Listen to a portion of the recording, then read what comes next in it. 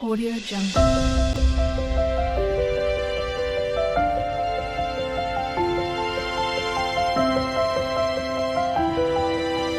Audio Jungle. Ramapuram అనే గ్రామంలో సురేష్, సుజాత దంపతులు ఉండేవారు. వారికి 5 నెలల బాబు ఉండేవాడు. ఒకరోజు సురేష్ బజారుకు వెళ్ళి వస్తుండగా ముంగిస కనిపించింది. ఈ ముంగీసను ఇంటికి తీసుకువెళితే బాబుకి కాపలాగా ఉంటుంది కదా, దీనిని ఇంటికి తీసుకొని వెళతాను అని సురేష్ ముంగిసను ఇంటికి తీసుకువెళ్ళాడు. ఇంటికి తీసుకువెళ్ళిన భర్తతో సుజాత ఇలా అన్నది. ఈ ముంగిసను ఎందుకు తీసుకువచ్చా?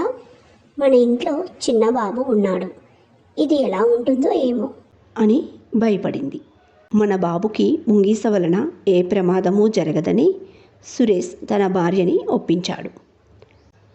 ముంగీసను పెంచడానికి సుజాత ఒప్పుకున్నా బాబు విషయంలో జాగ్రత్త పడేది. ఆ భార్యాభర్తలు ముంగీసను సొంత బిడ్డలాగా చూసుకునేవారు. ఒకరోజు సుజాత కూరగాయలు కొనటానికి వెళ్ళవలసి వచ్చింది. బాబును చూసుకోమని సురేష్కి చెప్పి వెళ్ళింది. బాబు ఉయ్యలలో హాయిగా పడుకున్నాడు. సురేష్ బయటికి వెళుతూ ముంగీస బాబును చూసుకుంటుందిలే అని ఊహించి వెళ్ళాడు.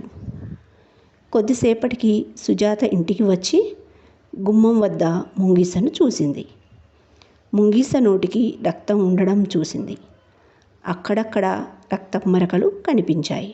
అమ్మో, ఈ ముంగీస నా బాబుపై దాడి చేసింది అనుకొని తన చేతిలో ఉన్న కూరగాయల బుట్టతో ముంగీసను గట్టిగా కొట్టింది. సుజాత తన బిడ్డను వెతుకుతూ గదిలోకి వెళ్ళింది. కానీ బాబు ఉయ్యాలలో ఎప్పటిలాగా ప్రశాంతంగా నిద్రపోతున్నాడు. పక్కనే నేలపై చనిపోయిన పామును చూసింది. నా బిడ్డను రక్షించేందుకు ముంగీస పాముతో పోరాడి దానిని చంపేసి ఉంటుంది అని ఆమె గ్రహించింది. అమ్మో, నేనెంత పెద్ద తప్పు చేశాను అని సుజాత ముంగీస వద్దకు పరిగెత్తింది. అప్పటికే ముంగీస చనిపోయిందని గుర్తించింది.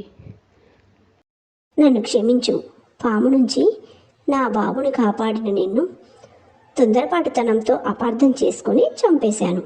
ముంగీసను చంపినందుకు సుజాత తీవ్రంగా ఏడవడం ప్రారంభించింది. కథలోని నీతి: తొందరపాటుతో తీసుకునే నిర్ణయాల వల్ల చాలా కోల్పోవలసి వస్తుంది.